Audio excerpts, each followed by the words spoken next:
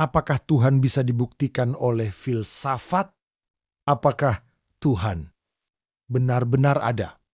Ataukah dia hanyalah ilusi, sebuah proyeksi pikiran manusia yang takut menghadapi kesendirian di alam semesta ini?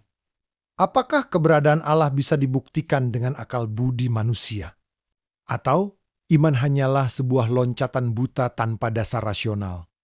Pertanyaan-pertanyaan ini sudah bergema sejak ribuan tahun lalu, dari ruang diskusi para filsuf Yunani kuno sampai meja perdebatan para ilmuwan modern, dari ruang kelas teologi hingga ke dalam hati kecil setiap manusia yang pernah ragu dalam imannya.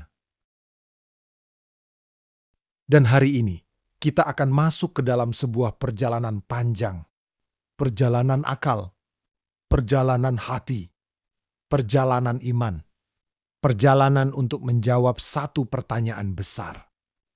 Apakah Tuhan bisa dibuktikan oleh filsafat? Iman Katolik mengajarkan akal budi menuntun manusia menuju Allah. Namun hanya wahyu ilahi yang membuka pintu misteri terdalam tentang siapa Allah itu. Sejak manusia pertama kali merenung di bawah bintang-bintang, ia selalu bertanya, dari mana semua ini berasal? Mengapa ada sesuatu dan bukan ketiadaan? Pertanyaan itu begitu mendasar, begitu dalam, sampai tidak ada manusia di sepanjang sejarah yang bisa menghindarinya. Di Yunani kuno, Plato berbicara tentang dunia ide yang abadi. Aristoteles berbicara tentang penggerak yang tak tergerakkan, the unmover. Di zaman modern, ateis seperti Richard Dawkins berkata, kita tidak perlu Tuhan untuk menjelaskan alam semesta. Freud berkata, Tuhan hanyalah proyeksi kebutuhan psikologis manusia.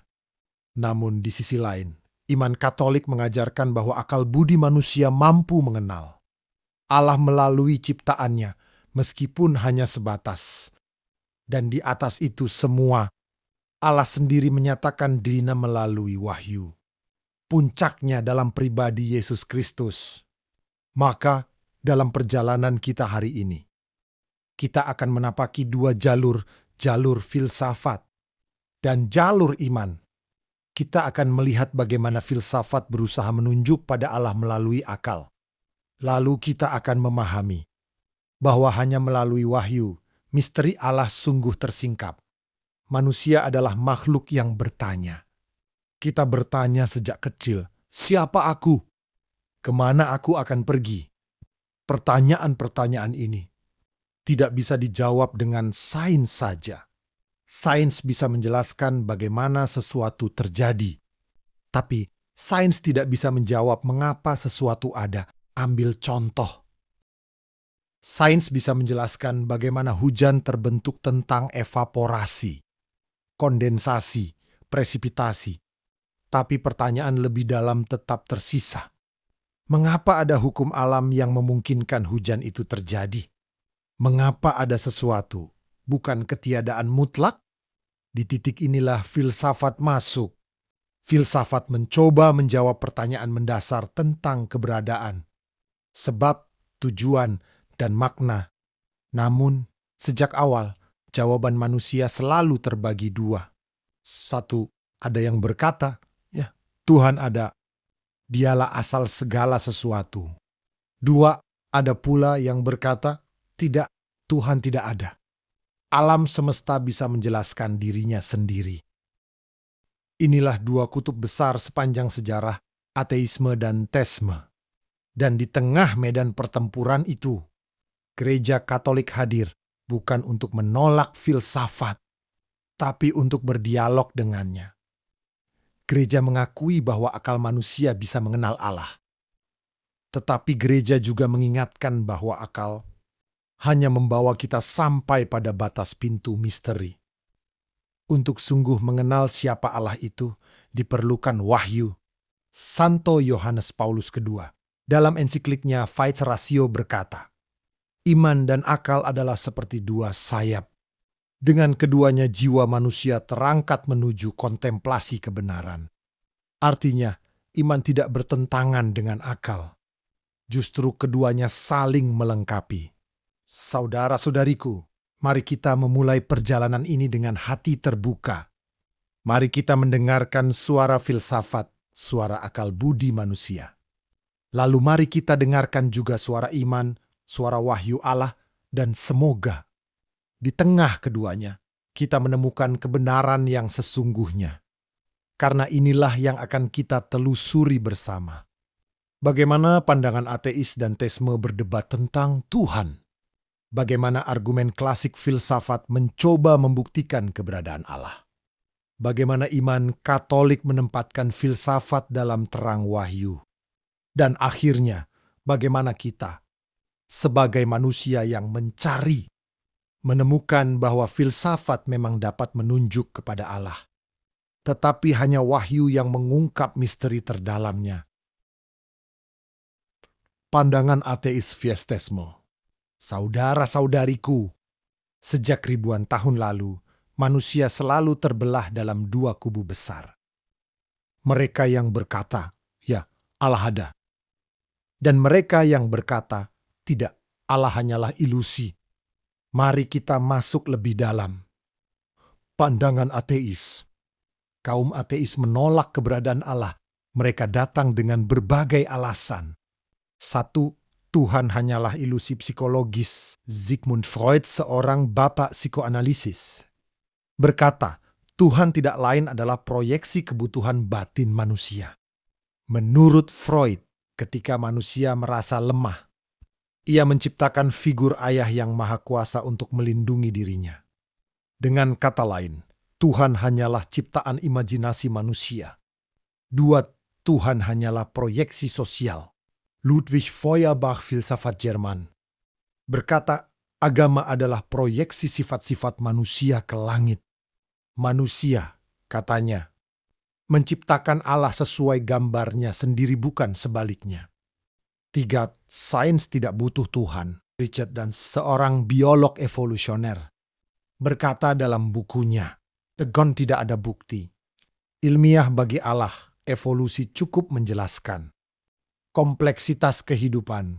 Stephen Hawking, fisikawan besar, juga berkata, karena hukum fisika seperti gravitasi ada, maka alam semesta bisa menciptakan dirinya sendiri dari ketiadaan.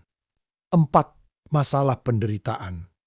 Argumen ateis yang paling emosional adalah ini, jika Tuhan baik dan maha kuasa, mengapa ada penderitaan? Mengapa ada perang, penyakit, bencana? Bukankah lebih masuk akal mengatakan, Tuhan tidak ada? Pandangan teisme. Di sisi lain, para penganut teisme berkata Tuhan bukan ilusi, tetapi sumber dari segala sesuatu. Mereka memberi jawaban yang berlapis. 1. Alam semesta memiliki awal. Big Bang bukan sekadar teori kosmologi, tetapi bukti ilmiah bahwa alam semesta tidak abadi. Jika ada awal, maka harus ada penyebab awal. 2. Tidak ada efek tanpa sebab. Segala sesuatu di dunia ini saling bergantung. Kursi ada karena ada tukang kayu. Bangunan ada karena ada arsitek. Jika kita menelusuri rantai sebab, kita tidak bisa mundur tanpa ujung. Harus ada penyebab pertama yang tidak disebabkan. 3. Moral universal menunjuk pada sumber lebih tinggi. Dari zaman kuno sampai sekarang, manusia selalu memiliki rasa benar dan salah. Bahkan ketika berbeda budaya, kita tahu bahwa membunuh orang tak bersalah itu salah. Dari mana datangnya hukum moral ini? Teisme menjawab, dari Allah, sang pemberi hukum. 4. Kesadaran dan akal manusia. Jika manusia hanyalah materi, bagaimana menjelaskan akal budi, cinta, kesadaran diri? Hal-hal ini menunjuk pada realitas yang lebih tinggi daripada sekadar materi. 5. Penderitaan bukan bukti ketiadaan Allah. Justru penderitaan membuka jalan bagi kasih. Bagi iman Katolik, penderitaan menemukan maknanya dalam salib Kristus. Allah tidak jauh dari penderitaan. Ia masuk ke dalamnya, menebusnya, dan mengubahnya menjadi jalan keselamatan. Maka jelaslah, bahwa filsafat menjadi arena pertempuran antara ateisme dan teisme. Pertanyaannya, siapa yang lebih masuk akal? Argumen klasik tentang keberadaan Allah. Mari kita masuk ke dalam harta filsafat klasik. Para pemikir besar sepanjang sejarah telah merumuskan berbagai argumen tentang keberadaan Allah. A. Argument cosmologist. First cause. Segala sesuatu yang kita lihat memiliki sebab. Meja ada karena ada tukang kayu. Pohon ada karena ada biji. Biji ada karena ada pohon sebelumnya. Tapi rantai ini tidak bisa berjalan tanpa ujung. Jika tidak ada sebab pertama, maka tidak akan ada apapun sekarang. Santo Thomas Aquinas menyebut Allah sebagai causa prima, penyebab utama, yang tidak disebabkan oleh apapun. Tanpa Allah, rantai sebab ini tidak bisa dimulai. B. Argument teleologist. Design and purpose.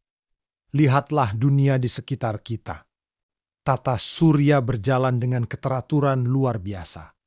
Dian manusia menyimpan informasi setebal ensiklopedia.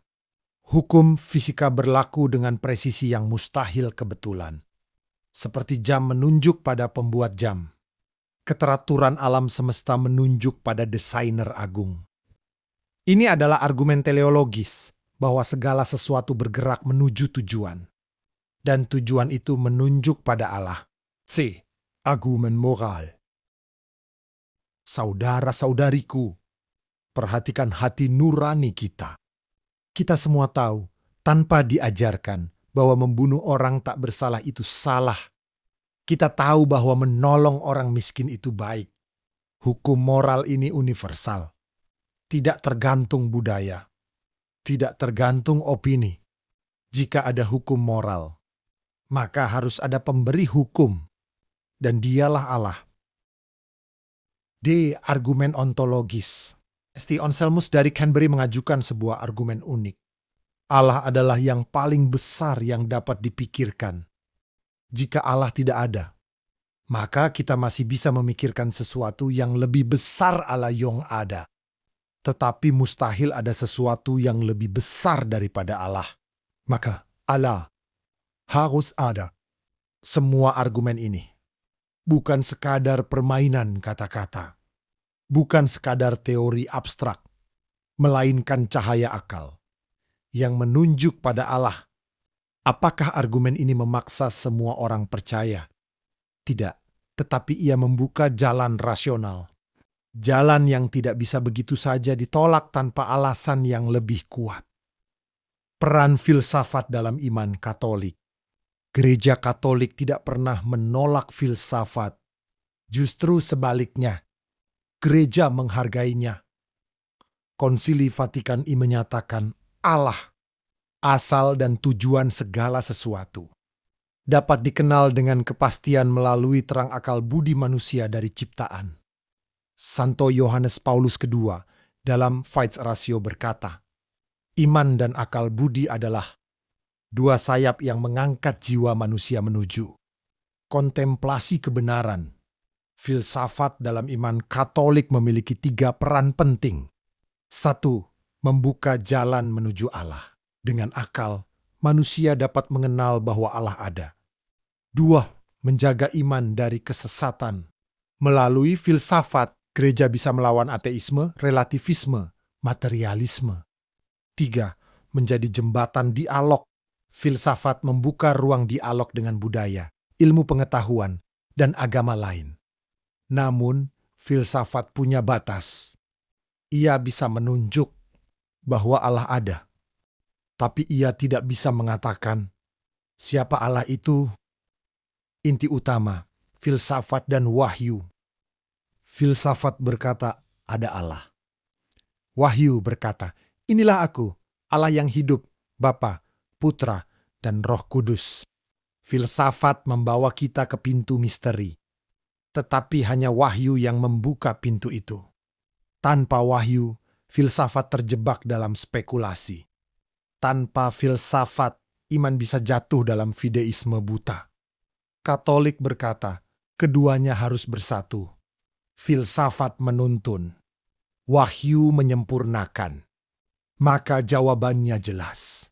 Ya, filsafat bisa membuktikan keberadaan Allah secara rasional. Tetapi untuk mengenal Allah yang sejati, kita butuh wahyu. Kita butuh Kristus. Saudara-saudariku yang terkasih, setelah perjalanan panjang yang kita tempuh bersama dalam renungan ini, kita boleh melihat satu hal yang sangat penting. Filsafat adalah sahabat iman, tetapi bukan penggantinya. Filsafat dengan kekuatan logikanya bisa menuntun kita pada keyakinan bahwa Allah ada.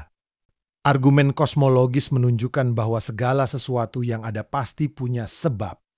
Dan akhirnya kita harus sampai pada sebab pertama yang tidak disebabkan oleh apapun. Itulah Allah. Argumen teleologis memperlihatkan bahwa alam semesta terlalu indah, terlalu teratur, terlalu kompleks untuk bisa muncul begitu saja dari kebetulan buta. Ada tujuan, ada arah, ada desain yang mengantar kita pada Sang Perancang Agung. Namun, filsafat hanya sampai di ambang pintu. Untuk masuk lebih dalam, untuk mengenal siapa Allah itu, kita membutuhkan sesuatu yang melampaui akal murni. Kita membutuhkan wahyu.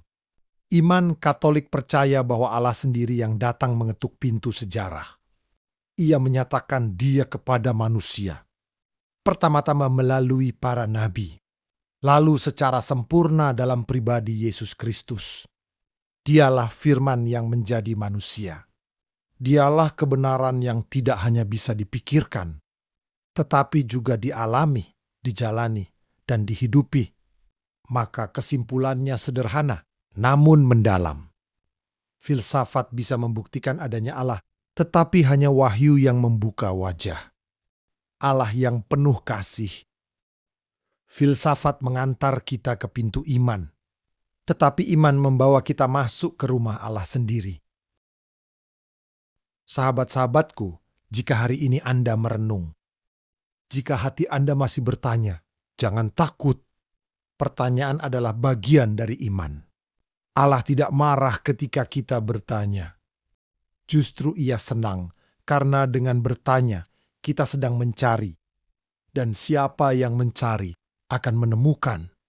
Ingatlah, iman tidak pernah bertentangan dengan akal sehat. Gereja Katolik percaya, akal budi dan iman itu bagaikan dua sayap yang mengangkat jiwa manusia menuju kebenaran. Sayap pertama adalah filsafat akal sehat yang jernih. Sayap kedua adalah iman jawaban cinta Allah yang turun kepada kita. Mari kita gunakan keduanya. Mari kita berpikir dengan jernih, tetapi juga percaya dengan rendah hati. Sebab di balik seluruh logika ada misteri kasih yang tak terukur. Dan di sanalah iman kita menemukan rumahnya. Jika video ini membuat Anda berpikir lebih dalam tentang iman, tentang filsafat, tentang Allah yang hadir di balik segala misteri, jangan berhenti di sini. Silakan bagikan video ini kepada teman atau saudara Anda yang mungkin sedang bergumul dengan iman. Klik tombol subscribe dan aktifkan lonceng notifikasi, supaya Anda tidak ketinggalan konten berikutnya. Tulis di kolom komentar, apakah menurut Anda filsafat bisa membuktikan Allah? Atau apakah Anda pernah punya pengalaman pribadi di mana iman melampaui akal Anda? Mari kita diskusikan dengan terbuka, dengan hormat, dan dengan semangat mencari kebenaran bersama. Terima kasih Anda sudah menonton video ini, semoga bermanfaat. Tuhan memberkati. Amin. Up and down, round and round, up and down.